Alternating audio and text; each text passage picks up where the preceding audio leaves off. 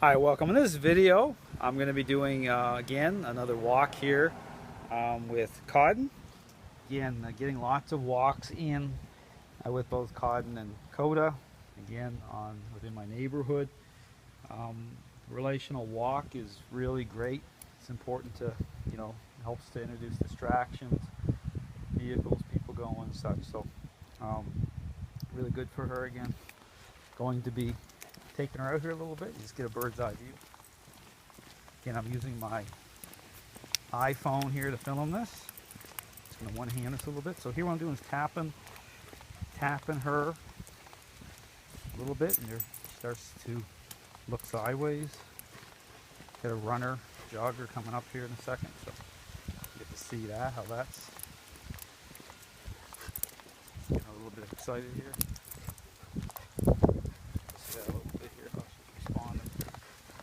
Now here, what I'll do is, you'll see me do it, so I'll go here at an angle. So here what I'm doing is stopping her, angling her, and so right here, so you can't track him going down the street. You probably see him running here in the background, but here I'm just turning her right around here so that she can't invest it all by looking front. And I'll do that just to challenge the dog's state of mind, because again, what will happen is they'll get fulfillment just from the fact that they can see whatever that is, and they'll actually gain in that because they've gained in a meaningful way, perhaps for months or years. So it's always good to need to expose the picture of the dog's mind. So again, walking here with her.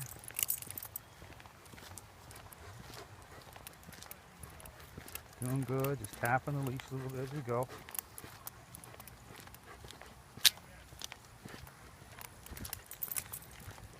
Interrupting her state. She hears voices behind her.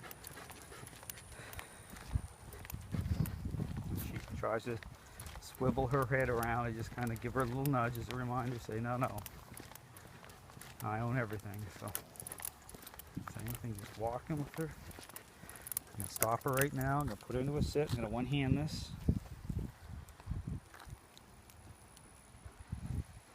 Doing good. Forward again.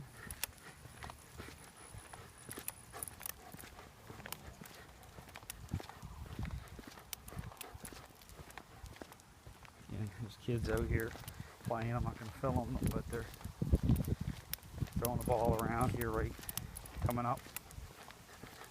So, doing good.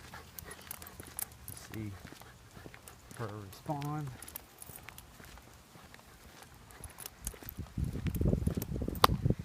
Again, just tapping the leash. Now I'm going to cross over. See her trying to look behind her a little bit at the kid with the ball.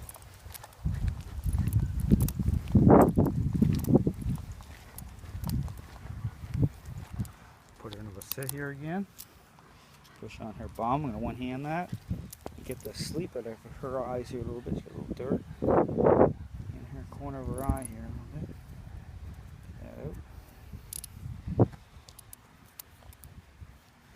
Make sure she looks good for the male dogs in the neighborhood. She needs sleep in her eye. There we go, going along here.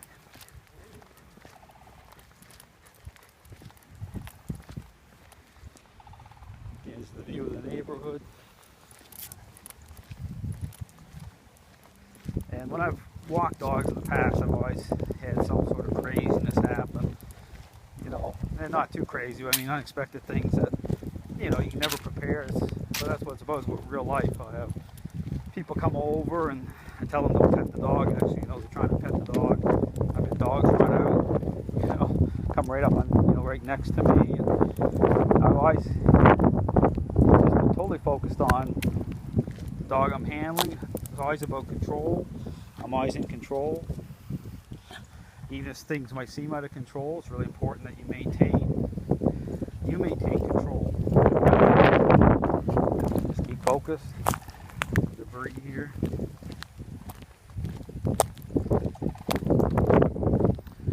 just continue to walk her. She's doing really well. She's starting to, the good news is she's starting to lift. She's not pulling down here as much at all. I'm still using the pressure collar on her help, so I can help to, that helps to kind of communicate a little sharper, so I can keep open her mind and get her lifting up. But she's lifting up quite nicely now, so it's great news. Yeah, walking right by here. Crossing the street.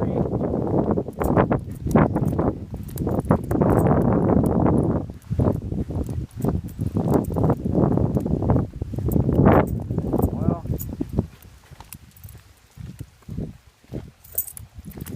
there you go.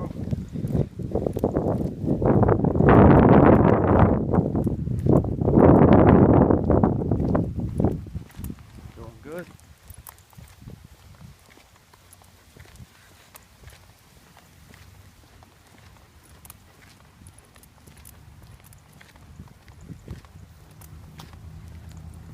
Tap, tap, tap. Good. There's that vehicle coming. Put her back into the sit. Tap the leash her a little bit again. So here, see, she's doing extremely well. Again, every day now consists with both dogs of, I call it the relational walk, out into the neighborhood. Now that's combined with a whole bunch of other interactions going on every day with the dog. So, because again, it's about really getting them to settle into the follower script, especially with all these different distractions. But as you saw in the video, how to work the dog's mind at an angle. So again, when I'm doing it, what I'm doing here, I'm going to move in.